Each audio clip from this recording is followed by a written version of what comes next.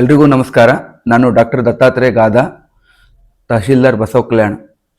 ಈ ಮೂಲಕ ಬಸವ ಕಲ್ಯಾಣದ ತಾಲೂಕಿನ ಎಲ್ಲ ನಾಗರಿಕರಲ್ಲಿ ವಿನಂತಿ ಮಾಡಿಕೊಳ್ಳುವುದೇನೆಂದರೆ, ಏಪ್ರಿಲ್ 1, 2026ರಿಂದ ಸೆಲ್ಫ್ ಎನ್ಯುಮರೇಷನ್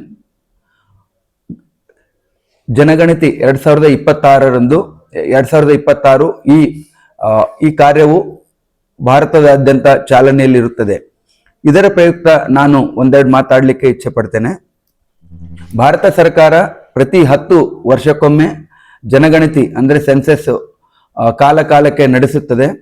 ಇಲ್ಲಿವರೆಗೂ ಇದು 16ನೇ ಸೆನ್ಸಸ್ ಆಗಿರುತ್ತದೆ.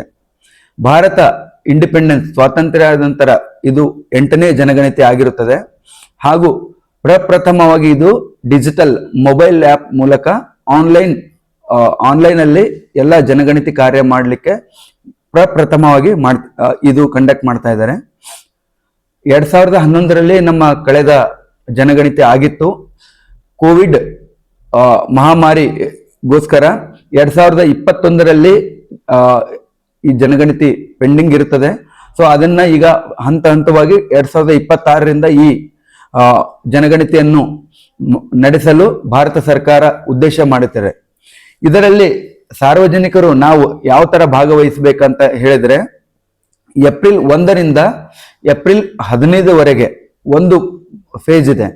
ಏನಂದ್ರೆ ಸೆಲ್ಫ್ ಎನ್ಯುಮರೇಷನ್. ಸೊ ಈ ಸೆನ್ಸಸ್ 2 ಭಾಗ ಆಗುತ್ತೆ. 1ನೇ ಭಾಗ ಹೌಸ್ ಲಿಸ್ಟಿಂಗ್ ಅಂತಾರೆ, ಅಂದ್ರೆ ನಿಮ್ಮ ಮನೆ ಗಣತಿ ಆಗುತ್ತದೆ. 2ನೇ ಭಾಗ 2022ರಲ್ಲಿ ಪಾಪ್ಯುಲೇಷನ್ ಎನ್ಯುಮರೇಷನ್ ಆಗುತ್ತೆ, ಅಂದ್ರೆ ಜನಗಣತಿ ಆಗುತ್ತದೆ. Sky Sunshine School, step towards better future. Jaishankar Colony, Shantiniketan Ground, Biswa Kalyan. School style cancelled. यहाँ लर्निंग मिलती है क्रिएटिव ट्विस्ट के साथ।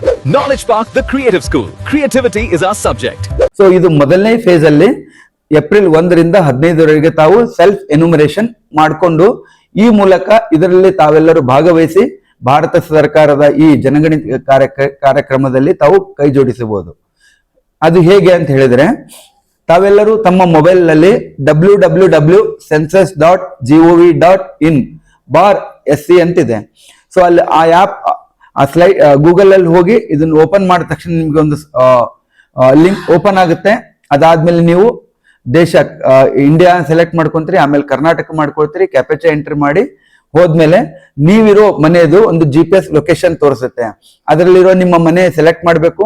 ಮನೆ ಯಜಮಾನರು, ಮನೆ ಭಾಗ ಸಂಖ್ಯೆ ಹಾಗೂ ಮೊಬೈಲ್ ಸಂಖ್ಯೆ, ಒಂದು OTP ಎಂಟರ್ ಮಾಡಿದ್ರೆ ಅದು ಮುಂದೆ ನಿಮ್ಗೆ ಸುಮಾರು 30ರಿಂದ 35 ಕ್ವಶನ್ ಕೇಳ್ತದೆ. ಎಲ್ಲಾನು ಸೆಲ್ಫ್ ಎಕ್ಸ್ಪ್ಲೇನೇಟರಿ, ಸ್ವಯಂ ಆಗಿ ಎಕ್ಸ್ಪ್ಲೈನ್ ಮಾಡ್ಕೊಂಡು ಹೋಗುವಂತ ಕ್ವಶನ್ಸ್ ಇದಾವೆ.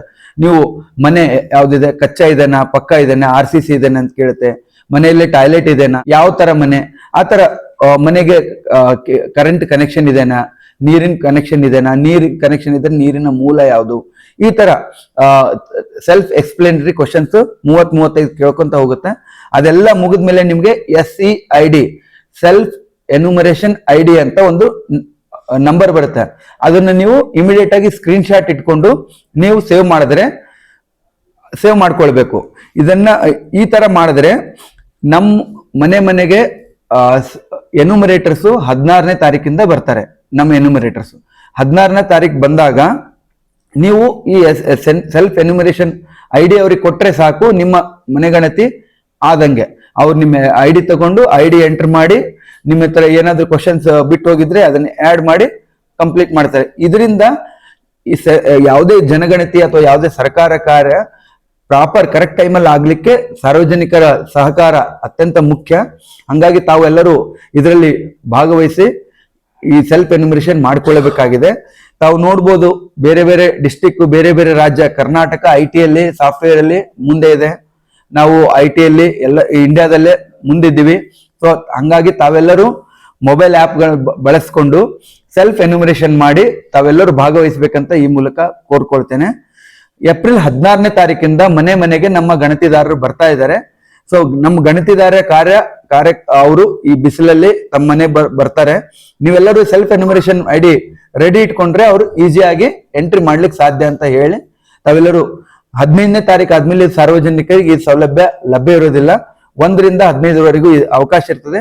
ಸೊ ತಾವೆಲ್ಲರೂ ಇದರಲ್ಲಿ ಭಾಗವಹಿಸ್ಕೋಬೇಕಂತ ಕೋರ್ತಾ ಹೇಳ್ತಾ ನಂದೊಂದು ಎರಡು ಮಾತು ಮುಗಿಸ್ತೇನೆ. नोबल पब्लिक स्कूल एल्म से ही दोनों जहां में कामयाबी है.